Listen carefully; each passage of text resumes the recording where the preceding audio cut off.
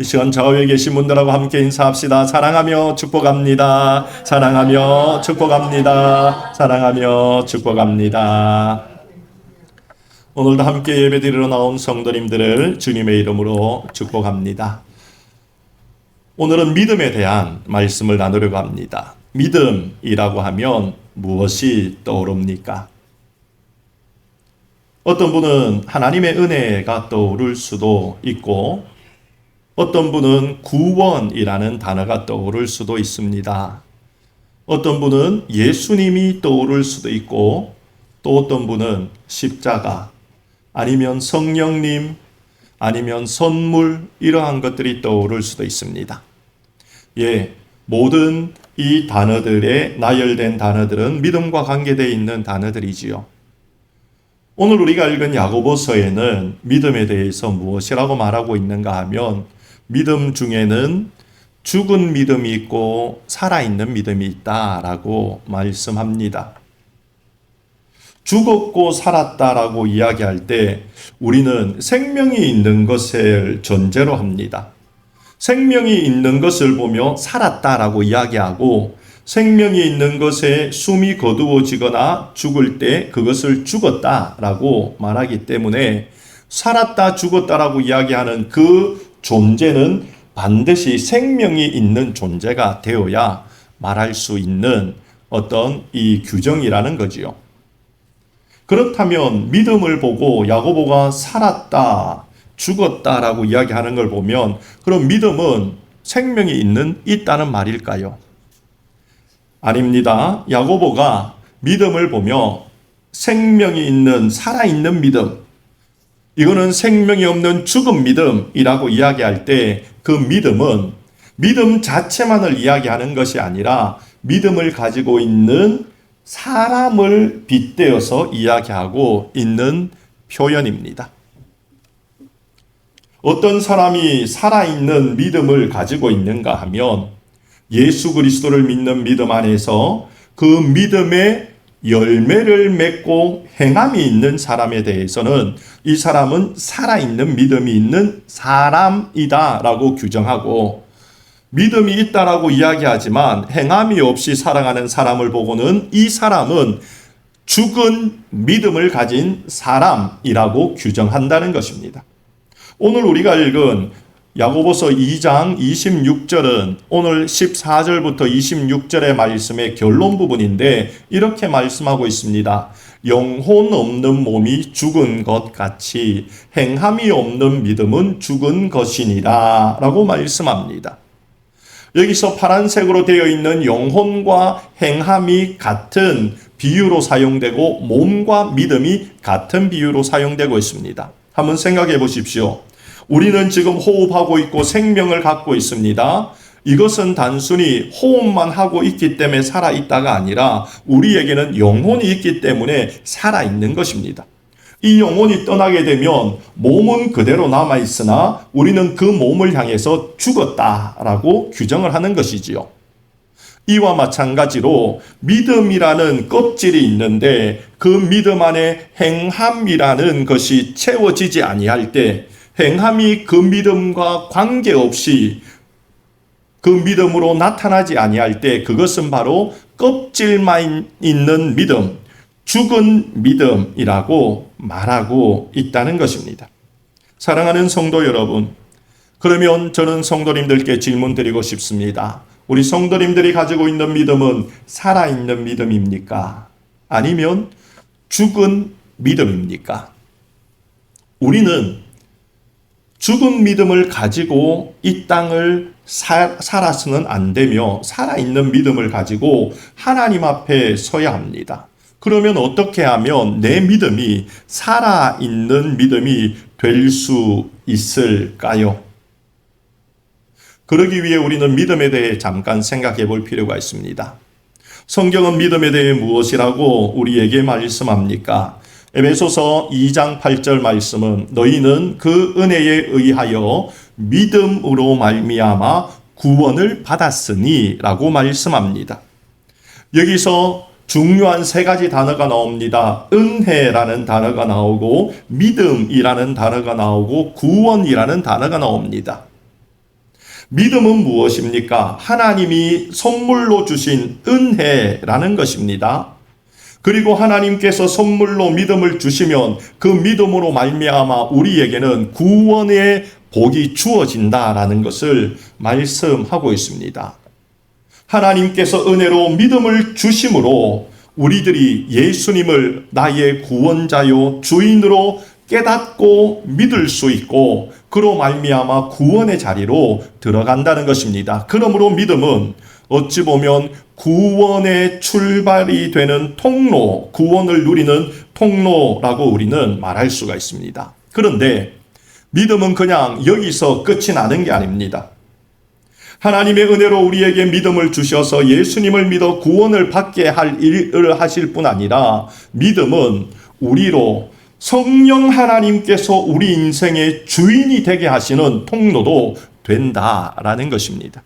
우리들이 예수님을 주인으로 구원자로 고백하는 것은 내 깨달음과 지식과 결단으로 하는 것처럼 보이지만 사실 성경은 성령 하나님께서 우리의 마음을 주장하시어서 우리로 예수님을 주로 고백하게 한다라고 성경은 말씀하십니다. 그러므로 하나님의 선물인 믿음이 우리에게 주어지는 그 순간 성령 하나님께서 내 중심에 들어오셔서 내 인생의 주인이 되어 주신다라는 것을 믿음은 우리에게 말씀하여 주고 있습니다. 그러므로 성령이 내 심령의 중심에 들어와서 내 주인이 되어 주시는 그 순간 우리는 이제는 새로운 피조물이 되었음을 성경이 말씀합니다. 지금까지는 내가 내 인생의 주인이 되어서 내가 원하는 대로 오른쪽으로, 왼쪽으로, 앞으로, 뒤로 내가 원하는 것을 움켜잡고 내가 원하는 것을 하기 위해 달려나갔는데 성령이 이제 내 인생의 주인이 되는 믿음으로 말미암아 내 안에 들어오셔서 주인이 되면 성령이 원하는 대로 내가 살아갈 수밖에 없는 새로운 피조물이 되었음을 성경이 말씀하여 주고 있다는 것입니다. 그러므로 새로운 피조물이 된 믿음을 가진 그 인생은 늘 그 인생이 변화되는 인생이 될 수밖에 없습니다. 왜냐하면 지금까지는 내가 원하는 대로 살아왔는데 이제는 내가 주인이 아닌 성령이 주인이 되어 하나님이 원하는 대로 내 인생을 살아가고 인도하시니 나는 변화된 삶을 살 수밖에 없다라는 것입니다. 초등학교 4학년 때 제가 어릴 때 축구를 좋아해서 저희 아버지께서 가죽으로 된 아디다스 축구화를 사주셨습니다. 그 당시에는 가죽 운동화가 그렇게 유행하지 않았고 그렇게 찾기 쉽지 않았습니다. 그런데 아버지께서 사주셔서 정말 귀하게 아디다스 축구화를 신었습니다. 주일 오후 때 교회 형들과 함께 두루산 땅굴못이라는 못이 있는데요. 거기에 도롱뇽을 잡으러 가는데 소풍 가는 마음으로 집에 아껴두었던 이 아디다스 가죽 축구화를 신고 갔습니다. 미끄러지지 않는다는 핑계를 대고 이제 소풍 가는 기분 좋은 마음으로 갔지요. 이곳저곳 못을 뛰어다니면서 도롱뇽을 잡기도 하고 잠자리를 보기도 하고 또 개구리를 보기도 하고 개구리알을 채집하기도 하면서 하다 보니 저도 모르게 이 신발이 물에 젖게 되었습니다. 그래도 새 신발이니까 기분 좋게 집으로 형들과 헤어지고 돌아왔습니다. 그런데 문제는 그 다음에 생겨난 겁니다. 집에 도착해서 축구화를 벗어봤는데 양말이 파란색이에요. 깜짝 놀랐죠. 분명히 흰 양말을 신고 갔는데 양말이 파란색으로 변한 거예요. 이거 왜 이러지? 빨리 빨자 싶어서 양말을 벗었죠. 이게 웬일입니까? 설상가상으로 발도 파란색으로 변해 있는 거예요.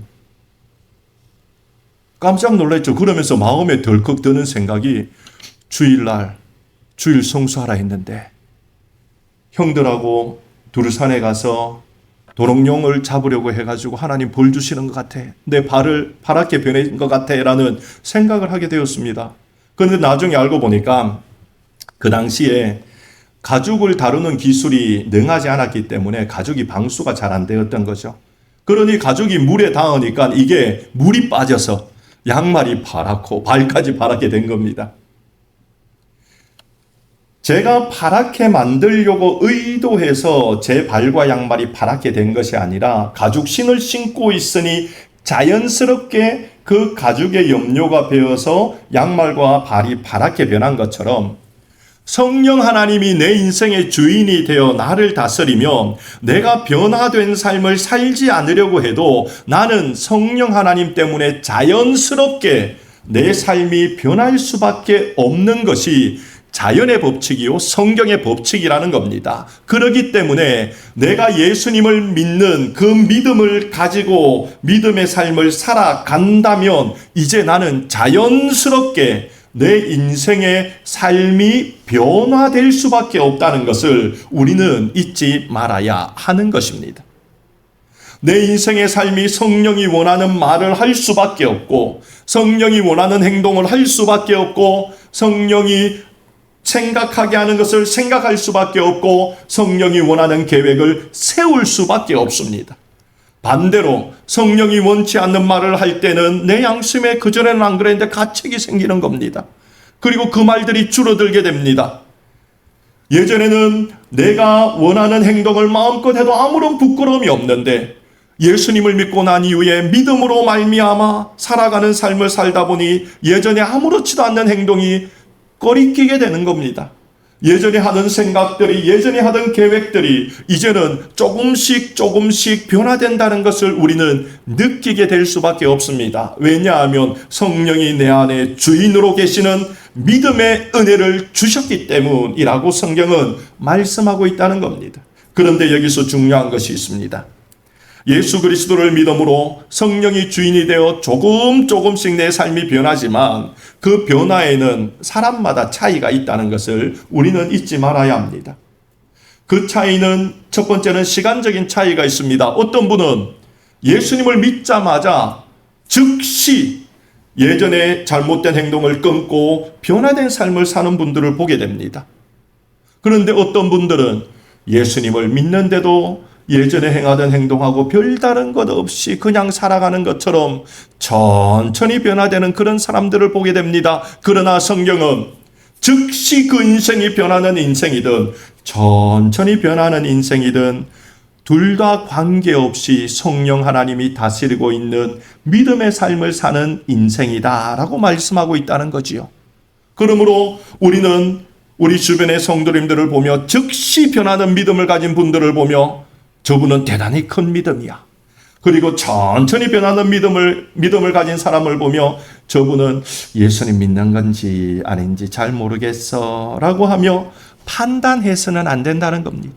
성령이 내 안에서 각자의 성품에 맞게 즉각적으로 어떤 분은 천천히 그 사람을 변화시키기 때문이고 이 변화시키는 것 자체가 믿음이 내 안에 있다는 증거라고 성경을 말씀하고 있기 때문이죠.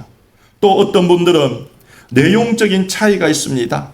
어떤 분은 급격하게 그 인생을 완전히 변화시키는 사람도 있는 반면에 어떤 분은 소극적으로 조금씩 그 인생을 변화시키는 사람도 있습니다. 그러나 분명한 것은 그 모든 변화는 예수 그리스도를 믿는 믿음으로 말미암아 주어지는 하나님의 은혜라고 말씀하며 그런 믿음이 살아있는 믿음이다 라고 말씀하십니다. 그런데요, 오늘 우리가 읽은 야고보서의 말씀에 보니 교회에 예배드리러 나오는 사람들 중에도 이런 살아있는 믿음을 가진 분들이 계신가 하면 죽은 믿음을 갖고 있는 분도 있다라고 야고보 사도는 말합니다. 어떤 분이 죽은 믿음을 가진 사람일까요? 오늘 야고보는 두 가지 사람들의 모습을 말합니다. 교회의 성도들 중에 말로만 예수님을 믿는다 하고 행함이 없는 삶을 사는 사람은 죽은 믿음을 가진 성도라고 말하고 있습니다. 오늘 14절 말씀을 보십시오. 이렇게 말씀하지요. 내 형제들아, 만일 사람이 믿음이 있노라 말만 하고 행함이 없으면 무슨 유익이 있으리요? 라고 말합니다. 나 믿음 있어. 나 예수님 믿어. 나 교회 다녀. 나 그리스도인이야. 사람들에게 내가 믿음이 있다라고 이야기하는데 말만 하고 행함이 없으면 그것은 죽은 믿음이기 때문에 구원 얻을 수 없다라고 말합니다. 그러면서 야고보 사도는 15절부터 교회에 이런 사람이 있는데 정말 말만 하는 죽은 믿음을 가진 사람이 어떻게 행동하는지 아느냐라고 예를 들어 이렇게 설명하지요. 교회 안에 가난함으로 평안이 없고 춥고 굶주린 자가 성도로 있습니다. 그 사람이 만약에 예수님이 그 사람을 보셨으면 예수님 어떻게 하셨을까요?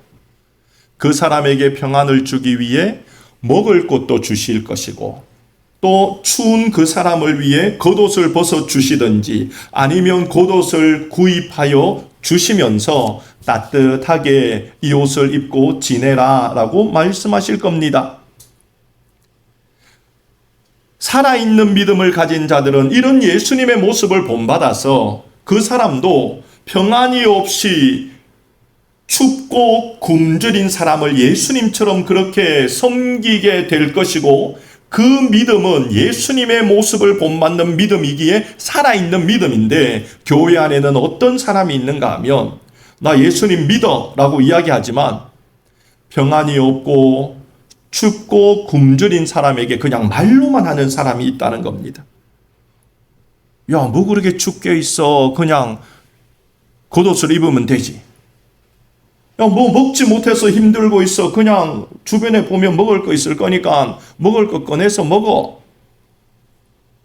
마음이 왜 그렇게 평안이 없니? 평안을 좀 가져봐 라고 이야기하며 먹을 것을 주지도 않고 입을 것을 주지도 않고 평안할 수 있는 여건을 만들어 주지 않으면서 말만 하는 그리스도인들이 교회 안에 있다라는 것이며 그런 그리스도인들은 말만 믿는다라고 하는 그리스도인이지 행동하는 그리스도인이 아니기 때문에 죽은 믿음을 가진 그리스도인으로 구원받을 수 없다라고 우리에게 말씀하고 있습니다.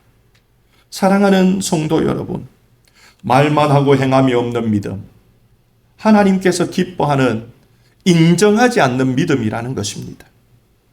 또한 교회 안에는 어떤 믿음을 가진 사람이 있는가 하면 지식만 있고 행함이 없는 믿음을 가진 죽은 믿음을 가진 사람도 있다라고 말합니다.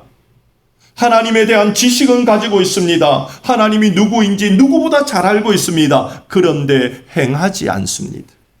하나님에 대해 지식적으로는 알고 있지만 하나님이 원하는 대로 순종하는 삶은 살지 않는다는 겁니다. 왜냐하면 하나님을 사랑하지는 않기 때문입니다.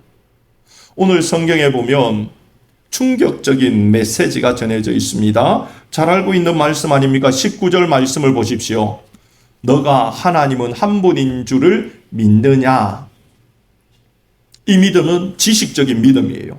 하나님이 누군가를 알고 있다는 믿음이에요. 그래서 내가 지식적으로 하나님을 알고 있다 보니 하나님을 믿는다라고 착각하는 거예요. 그런데 야고보 사도는 이렇게 말합니다. 잘하는도다. 너가 하나님이 한 분인 줄 알고 믿는 것처럼 행동하지만 사실 귀신도 사단도 하나님이 누군지 알고 떤다라고 말하고 있다는 겁니다. 너만 하나님을 아는지 아느냐? 너만 하나님에 대해서 하나님이 누군지 깨닫고 있는지 아느냐? 사단도 그렇게 한다. 그러니 너가 하나님에 대해 아는 것만으로 만족하여 그것이 믿음이라고 생각하는 행함이 없는 지식만 가진 그 믿음이라고 생각하는 지식은 너나 사단이나 진배 없다라는 것을 충격적으로 말씀하고 있다는 겁니다. 우리는 교회에 나와서 성경 공부하고 말씀을 듣고 성경을 읽고 큐티를 하고 하나님이 누군지 자꾸 배워가며 하나님이 어떤 분인지 알아가며 나도 모르게 내가 뭔가 얻은 것처럼 내가 믿음이 자란 것처럼 내가 하나님이 기뻐하는 일을 하고 있는 것처럼 여길 수 있는데 하나님 우리에게 말씀하십니다. 나를 아는 것이 중요한 것이 아니라 나를 안다면 나를 사랑해야 되고 나를 사랑한다면 내 계명을 지켜야 한다라고 말씀하고 계시다는 겁니다. 아는 지식으로만 갖는 믿음은 하나님을 기쁘시게 해드릴 수 없는 믿음임을 말씀하며 그 믿음은 죽었다라고 말씀한다는 겁니다. 아는 만큼 어떻게 해요? 행하라는 겁니다. 왜요? 아는 만큼 행하는 것 자체가 하나님을 사랑하는 일이요, 하나님을 경외하는 일이기 때문이라는 겁니다. 그것이 우리로 살아있는 믿음이라고 말씀합니다. 그러므로 지식적으로 알고만 있는 믿음, 지식적으로 동의하는 믿음, 그 믿음은 죽은 믿음이라고 말씀하며 우리는 지식적으로 아는 믿음에 만족해서는 안 된다라고 말씀하십니다. 그러면서 성경은 우리에게 살아있는 믿음을 행하는 자가 되어야 한다라고 말하는데, 살아있는 믿음은 어떤 믿음입니까? 바로 믿음을 행하는 자의 삶입니다. 믿음을 행하십시오라고 이야기하면 많은 성도님들은 머릿속에 선행을 떠오릅니다. 내가 예수님을 믿었기 때문에 이제 그래, 거짓말하면 안 될 것 같아. 거짓말을 안 합니다. 예수님을 믿었기 때문에 이제 함부로 쓰레기도 안 버립니다. 예수님을 믿었기 때문에 이제 다른 사람을 미워하는 일도 조금 줄여갑니다. 예수님을 믿었기 때문에 내 원수를 사랑하는 것까지는 아직 못 가지만 미워하지 않으려고 노력을 합니다. 그러면서 그래, 내가 예수님을 믿는 믿음으로 이런 행함을 행하고 있어 라고 생각하며 스스로 위로를 받기도 합니다. 그런데 중요한 것이 있습니다. 행함이 있는 믿음은 그 행함의 기준이 내가 아니라는 겁니다. 행함이 있는 믿음의 기준은 내가 아니라 하나님이 그 기준이 되어져서 하나님이 원하는 일을 하는 것이 행함이 있는 믿음이지, 내가 내 기준을 세워서 이것은 바른 일 같아, 이것은 잘못된 일 같아, 이것은 옳은 일 같아, 이것은 하나님 싫어하는 일 같아 라고 생각하며 구별해서 내가 내 원하는 대로 하나님이 기뻐하고 원하는 것인 것이라 여겨지며 행하는 일들을 하는 것은 행함이 있는 믿음의 모습이 아니다라는 것을 우리가 기억해야 합니다. 행함이 있는 믿음이라는 의미는 그 전제가 믿음 아닙니까? 그 말은 하나님이 내게 원하는 대로 말하고 행동하고 생각하고 계획하는 것들이 행함이 있는 살아있는 믿음이라는 것을 우리가 잊지 말아야 합니다. 선행이 아니에요. 그냥 하나님이 내게 원하는 것을 하라라는 겁니다. 그러면 하나님이 내게 원하는 살아있는 행함이 있는 믿음이 뭘까요? 하나님이 내게 원하는 살아있는 참된 믿음의 첫 번째는 하나님의 약속을 믿고 순종하는 삶을 사는 것입니다. 이것이 행함이 있는 믿음의 첫 번째 모습입니다. 하나님의 약속을 믿고 하나님이 내게 명하는 대로 순종하여 살아가는 삶. 오늘 야고보 사도는 그 삶을 살았던 한 인물을 우리에게 보여줍니다. 21절 이하의 아브라함의 예를 듭니다. 아브라함은 어떤 분이었습니까? 믿음의 조상 아닙니까? 75세 때 하나님이 그를 만나 그를 부르셨습니다. 그리고 그에게 세 가지 약속을 합니다. 너에게 땅을 주겠다. 너가 복의 근원이 되게 하겠다. 그리고 너는 모든 민족의 조상이 되게 하겠다라는 약속을 줍니다. 75세 때 아브라함은 자손이 없었습니다. 그런 아브라함에게 하나님 너를 모든 열국의 아비가 되게 하겠다라는 약속을 주십니다. 75세 때 아브라함이 그 약속을 듣고 얼마나 기뻤겠습니까? 하나님께서 땅을 주십니다. 하나님께서 복의 근원이 되게 해주셨습니다. 그런데 하나님께서 열국의 아비가 되게는 아직 하지 않으셨습니다. 24년의 시간이 지나자 이 두 가지 복은 받았는데 이 한 가지 복은 여전히 받지 못했습니다. 아브라함의 나이가 99세가 되었지요. 사라의 나이가 89세가 되었습니다. 경수가 끊어지고 몸의 기력도 쇠하였습니다. 육신으로 보면 자녀를 낳을 수 없는 그 99세의 나이에 하나님 찾아오십니다. 그리고 말씀하십니다. 내년 이때에 너가 아들을 낳을 것이다. 하나님께서 24년 전에 하셨던 그 약속을 24년이 지난 지금 불가능해 보일 것 같은 인간의 육신의 조건을 갖고 있는 아브라함에게 오셔서 너 내년에 내 약속처럼 아들을 낳을 것이야 라고 말씀하십니다. 사라가 어떻게 했습니까? 웃습니다. 그죠? 이해가 되죠? 89세예요. 사라가. 경수가 끊어졌습니다. 힘이 없습니다. 어떻게 자녀를 낳습니까? 그런데 내 약속했지. 내가 내년에 아들을 낳게 해주겠다라고 하나님 말씀하시는데 웃음밖에 나오지 않는 겁니다. 24년이나 기다렸는데 자녀에 대해서 아무런 말씀 없으시다가, 아니 말씀하셨지만 아무런 몸의 변화가 없게 하시다가 이제 경수도 끊어지고 불가능한 상황이 되었는데 자녀를 주겠다는 겁니다. 사라는 웃을 수밖에 없습니다. 그런데 아브라함은 어떻게 했을까요? 아브라함은 아무 말도 없었음을 성경이 말씀합니다. 사라가 그냥 웃었다라고 밖에 창세기 18장에 나오지 않습니다. 아브라함에 대한 이야기는 없습니다. 그런데 아브라함에 대한 이야기가, 아브라함이 이때 어떻게 했는가에 대한 이야기가 창세기 22장에 나옵니다. 이제 하나님께서 100세가 되어 아들을 낳게 하시고 이삭과 함께 행복한 시간을 10년 이상을 보냅니다. 그런데 하나님께서 어느 날 찾아오십니다. 그리고 말씀하셨습니다. 너 독자 너 아들을 나에게 제물로 바쳐라.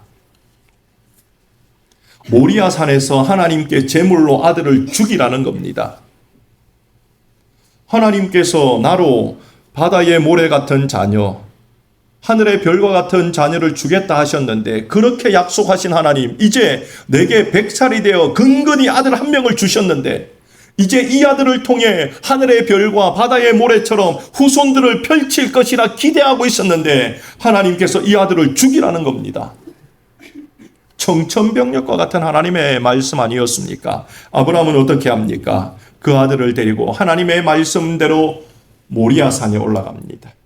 그리고 그 아들을 하나님께 바치는 척 한 것이 아니라 그 아들을 진짜 하나님께 드리는 모습을 보여주고 있습니다. 아브라함이 어떻게 그렇게 할 수 있었을까요? 100세에 얻은 한 명의 아들, 하늘의 별과 같고 바다의 모래같이 후손들을 번성케 할 그 출발점인 아들, 그 아들을 어떻게 죽이면서 하나님께 바칠 수 있었을까요? 아브라함은 하나님의 이 약속을 믿고 하나님께 순종하였다라고 성경이 말씀합니다. 히브리서 11장 19절에 보니 이렇게 말씀합니다. 아브라함입니다. 여기서 그가는 아브라함이 하나님이 능히 이삭을 죽은 자 가운데서 다시 살릴 줄로 믿었다라고 말씀합니다. 아브라함이 이삭을 바치면서 어떤 마음으로 이삭을 드리는가 하면 하나님께서 이 아들을 통해 하늘의 별과 바다의 모래 같은 자녀를 주겠다 약속하셨는데 이 아들을 바치라고 하니 그래 나는 이 아들을 죽이지만 하나님 이 아들을 부활시켜서 그 약속을 이루실 거야 라는 믿음을 가지고 아브라함이 이 아들을 죽이려 했다라고 성경이 말씀하고 있다는 거지요. 그것이 아브라함의 믿음이었다는 겁니다.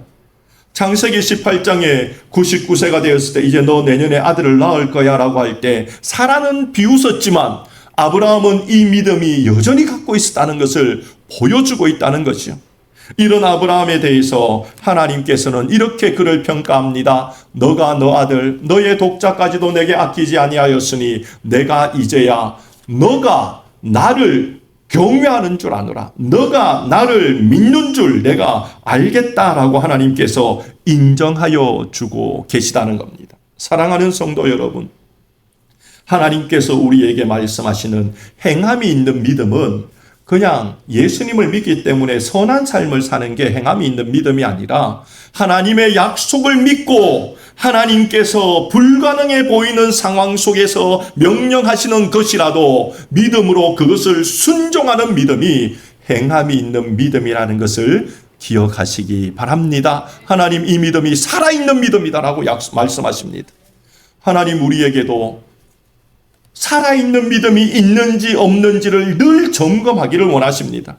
그 일은 바로 하나님의 약속을 믿고 우리의 발을 바다에 디디는 일이요 하나님의 약속을 믿고 우리의 삶을 사막에 던지는 일이요, 하나님의 약속을 믿고 우리의 약속의 자녀를 하나님께 바치는 일임을 성경이 말씀하고 있습니다.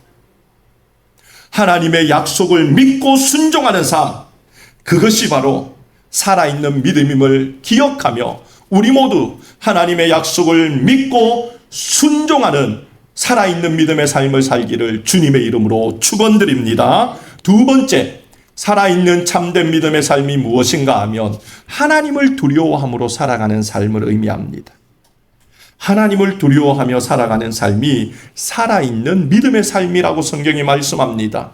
오늘 야고보 사도는 하나님을 두려워하며 살아갔던 믿음의 한 대상으로서 25절에 여리고성의 기생 라합을 듭니다. 여리고성에 있는 기생 라합, 이방인이었지 않습니까? 여리고성에 있으면서 그들은 이스라엘 백성에게 행하셨던 하나님의 이야기를 듣게 되었다라고 고백합니다. 하나님께서 이스라엘 백성을 출애굽시켜 홍해를 건너게 하시고, 광야에서 하나님께서 그들을 먹이시고, 광야에서 강력한 이방 나라들을 무찔러 주시고, 또한 그들 눈앞에 있는 요단강도 그들이 건너게 하여 주셔서 그들을 여리고 맞은편으로 인도하게 하신 하나님에 대한 소식을 라합이 듣게 되었습니다. 라합이 그 소식을 듣고 난 이후에 많은 여리고의 사람들은 두려워하고 염려하고 걱정했지만 라합은 두려워하는 그 모습의 삶을 살았지만 또 다른 그에게는 모습이 있었음을 라합이 정탐꾼들을 숨겨주며 그의 입을 열어 고백하는 장면에서 나타납니다. 라합은 그 소식을 듣고 두려워한 다른 사람들과 같이 두려워하였으나 그 두려움의 근원은 다른 사람들과는 다른 것이었습니다. 여호수아 2장 11절에서 라합이 정탐꾼들에게 이렇게 고백합니다. 우리가 듣고 곧 마음이 녹았고 너희로 말미암아 사람이 정신을 잃었나니 너희의 하나님 여호와는 위로는 하늘에서도 아래로는 땅에서도 하나님이시니라 라고 고백하고 있다는 겁니다. 라합이 하나님께서 이스라엘을 위해서 행하신 모든 이야기를 듣다 보니 정말 두려워할 분은 하나님이라는 것을 깨닫게 되었다는 겁니다. 하나님이 이스라엘의 하나님이 가장 두려워해야 될 분이구나라는 것을 깨닫게 되었다는 겁니다. 그러다 보니 여리고의 왕의 명령이 두려운 명령이었습니다. 여리고의 군사들을 자신의 집에 문을 두드리며 정탐꾼들을 달라고 했던 그 군사들의 명령이 두려웠습니다. 그러나 그들의 두려움보다, 여리고 왕을 두려워하는 두려움보다 라합은 하나님을 더 두려워했기 때문에 하나님의 사람들을 숨겨줄 수 있었음을 성경이 말씀합니다. 이해가 되십니까? 더 큰 두려움의 대상이 있기 때문에 작은 두려움들은 아무것도 아니라는 겁니다. 더 큰 두려움을 두려워하니 작은 두려움들은 아무 문제가 안 된다는 겁니다. 하나님께서는 하나님을 두려워했던 라합을 향해서 의롭다라고 말씀하고 있다는 겁니다. 그의 믿음을 인정해주고 있다는 겁니다. 그 믿음이 살아있다라고 말씀하고 있다는 겁니다. 사랑하는 성도 여러분, 우리가 이 땅을 살아가면서 원수 사단은 많은 두려움으로 우리의 마음을 빼앗으려고 합니다. 물질적인 어려움으로 우리의 마음을 두렵게 하는 경우도 있습니다. 진로를 막아서 내 마음을 두렵게 하는 경우도 있습니다. 건강의 문제로, 자녀들의 문제로, 또한 내 삶의 앞으로 남은 인생에 대한 걱정과 염려로 나를 두렵게 할 수가 있습니다. 남아있는 자들을 향한 두려움도 내게 있을 수 있고 염려가 있을 수 있습니다. 그런데 하나님께서는 그런 것에 우리의 마음이 빼앗기는 것이 아니라 정말로 두려워해야 될 하늘에 계신 하나님, 가장 낮은 곳에 임하신 하나님, 우리와 함께 하시나 모든 것의 주인이신 하나님, 그 하나님을 두려워하는 마음으로 사는 믿음의 백성을 찾고 계시다라고 우리에게 말씀하고 있다는 겁니다. 하나님을 두려워하는 인생, 그로 인하여 고람되어 하나님 앞에서 살아가는 인생, 하나님 앞에서 말과 행동과 생각과 계획을 주의하는 인생, 하나님을 가장 두려워함으로 결단하는 인생을 보며 하나님께서는 살아있는 참 믿음이다, 내가 너를 인정한다라고 말씀하신다는 겁니다. 사랑하는 성도 여러분, 지금 여러분들의 믿음은 어디에 있습니까? 지금 여러분의 믿음은 하나님의 약속을 붙들고 하나님께 순종하는 살아있는 믿음입니까? 라합과 같이 하나님을 가장 두려운 분으로 여기며 하나님을 두려워함으로 죄를 행하는 일을 주저하고 버리고, 하나님을 두려워함으로 세상의 두려움을 이겨내며 하나님이 원하는 것을 선택하며 행하는 삶을 사는 살아있는 믿음의 삶을 살고 계십니까? 아니면 여전히 하나님의 약속보다 눈에 좋아 보이는 세상의 것을 붙들고 선택하는 죽은 믿음의 삶을 살고 계십니까? 하나님을 두려워하는 것이 아닌 사람들을 두려워하며 돈을 두려워하며 내 자리를 두려워하며 명예를 두려워하는, 그로 인해 하나님이 원하는 하나님을 두려워하는 삶이 아닌 세상을 두려워하는 삶 속에 끊임없이 내 목이 묶여서 끌려가는 인생을 살고 계십니까? 하나님께서는 죽은 믿음의 인생을 향해 세상과 벗하는 인생이라고 야고보 4장 4절에 말씀하십니다. 하나님께서는 하나님의 약속의 말씀을 믿고 순종하며 하나님을 두려워하는 인생을 향해 하나님의 벗된 인생이라고 말씀하고 있다는 겁니다. 이 세상에는 중간지대가 없습니다. 세상에 벗이 되어 하나님과 원수가 되어가는 삶을 살든지, 하나님과 벗이 되어 하나님께 인정받는 살아있는 믿음의 삶을 살든지 둘 중에 하나밖에 없습니다. 세상과 벗, 하나님과 벗. 이곳에 있는 우리 모든 성도님들은 하나님의 약속의 말씀을 듣고 순종하며 하나님을 가장 두려워하는 자로 여겨 세상의 두려움들은 뒤로 던져버리고 하나님이 원하는 일을 순종함을 통하여 하나님과 벗이 되는 복된 인생들 되기를 주님의 이름으로 축원드립니다. 기도드리겠습니다.